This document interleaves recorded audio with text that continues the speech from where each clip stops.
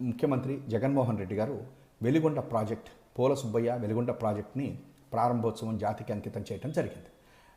అయితే ఇవాళ రోజున దాని మీదట వెలిగొండంతా పెండింగ్ అని చెప్పని ఈనాడు వారు రాశారు. దాని మీద అసలు యాక్చువల్గా వాస్తవాలు ఏంటి అనేటువంటిది ఒక్కసారి మనం డిస్కస్ చేద్దాం.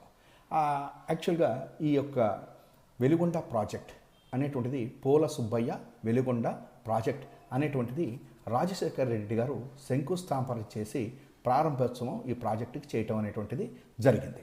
అయితే ఇది ఎందుకు చేశారు అని చెప్పని కనుక చూస్తే ప్రకాశం జిల్లాలో ఉన్నటువంటి 23 మండలాలు, నెల్లూరు జిల్లాలో ఉన్నటువంటి 5 మండలాలు, కడప జిల్లాలో ఉన్నటువంటి 2 మండలాలు కలిపి మొత్తం 30 మండలాలులో ఉన్నటువంటి 15.25 లక్షల మందికి తాగునీటి కోసం అని చెప్పని 4.47 లక్షల ఎకరాలకి సాగునీరు అందించాలి అనేటువంటి ఉద్దేశంతో ఈ 2 సొరంగాలని తవ్వటం అనేటువంటిది ప్రారంభోత్సవం ఆ రోజున రాజశేఖర రెడ్డి గారు చేశారు.